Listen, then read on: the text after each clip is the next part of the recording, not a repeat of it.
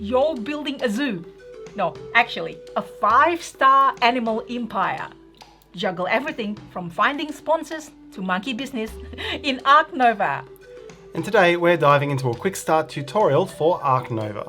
We'll explain everything you need to know to get started quickly and pick up the details and icons as you go along, in 15 minutes or less. And hello everyone, it's Stella.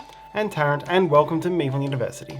And hey, if you enjoyed this video after watching, you really help us by like, subscribe, and let us know what you think in the comments. That seriously will help us to bring more videos. Alright, now let's get to the classroom.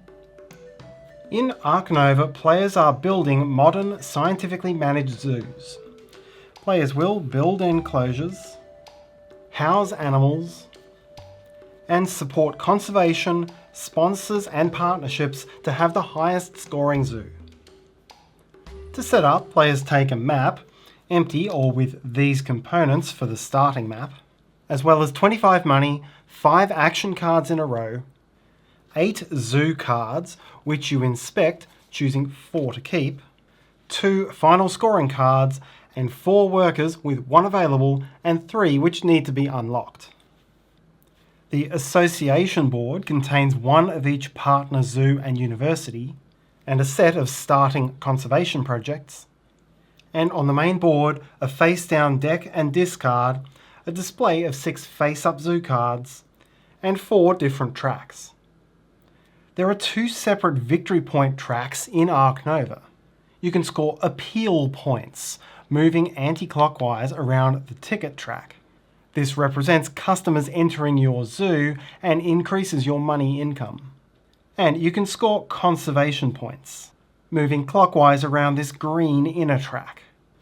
This represents your zoo's scientific advances and opens you up to some other bonuses, including some once-off bonus tokens. When you reach one of these spaces, resolve a token and discard it. It's your combined progress on both these tracks when someone's markers cross which will determine the winner. The main board also has the reputation track, which you increase when you gain this icon, and this tells you how much of the face-up card row you can access. There's also the break track. This is a shared track which advances when certain actions are taken, and income and resets are triggered for all players when it reaches the end. Ark Nova is played in turns. On your turn, choose 1 of your 5 action cards and resolve its action at the strength of its slot in your row. Then move the card to slot 1 and advance all other cards. So for example, I could take cards at strength 4, then shift it to the left like so. You can increase the strength of an action, including above 5, by spending 1 X token per strength increased. And as your turn, you can forego taking an action, simply resetting a card for a single X token. Each card has a basic and upgraded side, and you upgrade a card of your choice when you gain this icon. There are at most 4 ways to upgrade a card, so you'll never get to upgrade them all. Upgraded cards are more powerful, and there are some slots, tracks, cards and other bonuses not available to you unless you have the specific upgraded card. There are 5 actions: cards, build, animals, sponsors, and association. To play basic cards, draw a number of cards based on the strength of the action into your hand from the face-down draw deck only. Then discard the required number of cards, which could include one you are already holding, to the discard pile. Alternatively, if your action's strength shows the snap icon, gain any single card from among the face-up 6. Once upgraded, your card draws are higher, and you can draw either from the deck or reputation range. That is, a face-up card below or to the left of your reputation marker. Slide and refill once your turn is complete. Playing cards advances the break track by 2. To play basic build, construct a single building or empty enclosure into your zoo from among those available. The The cost to build is 2 money per hex. It must adjoin a previously placed building or enclosure, or must adjoin the edge of the map if you have no buildings, and neither water nor rocks may be covered. There must be at least 2 hexes between any pair of kiosks. Gain any bonuses that you cover. If you place a pavilion, gain an appeal, and gain 7 appeal for covering your whole map. With upgraded build, you may construct multiple different buildings up to the total size of the action. And 2 special buildings, the reptile house and aviary, are now available. The cost always remains 2 money per hex. For animals, play up to as many animal cards into your zoo as indicated for the strength of the action. For basic animals, the animals must come from hand. For upgraded animals, they may also come from the board within your reputation range at an extra cost equal to the number of its slot. Pay the money cost of the card. Flip over an unoccupied enclosure, which is at least the size of that animal. Add the animal to your tableau. Gain its points and resolve its benefits. Animals have tags in the top right corner, and these add to your zoo, since sometimes you'll require certain tags already in your zoo as a prerequisite to playing an animal. Some animals require their enclosures to be adjacent to rocks or to water. Birds and reptiles may sometimes be housed by adding cubes to the appropriate special building rather than by flipping an enclosure. And in fact, if you've housed such animals in enclosures and later build the special building, you have a once-off immediate chance to rehome those animals. Petting zoo animals are also housed by placing cubes. Sponsors gives you 2 options, play a sponsor or gain money. To play a sponsor with the basic card, play 1 sponsor from your hand with strength no higher than the strength of the sponsor action. If sponsor is upgraded, then the sponsor's strength can be 1 higher than the action, and instead of from your hand, it may come from within reputation range, again with extra money cost equal to the slot. Your sponsors form a tableau. They may have immediate effects in yellow, ongoing passive effects in blue, break income effects in purple, or endgame scoring in brown. Some have tags and prerequisites, and some require you to place unique buildings in your zoo. If you gain money, advance the break marker equal to the strength of the action. Gain 1 money per strength for the basic action, or 2 per strength if upgraded. Association lets you do tasks on the association board. There are 4 different tasks, each with its own strength requirement.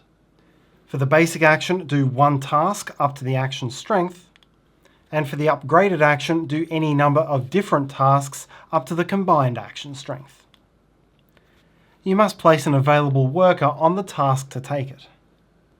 You begin with 1 worker and unlock more with this bonus.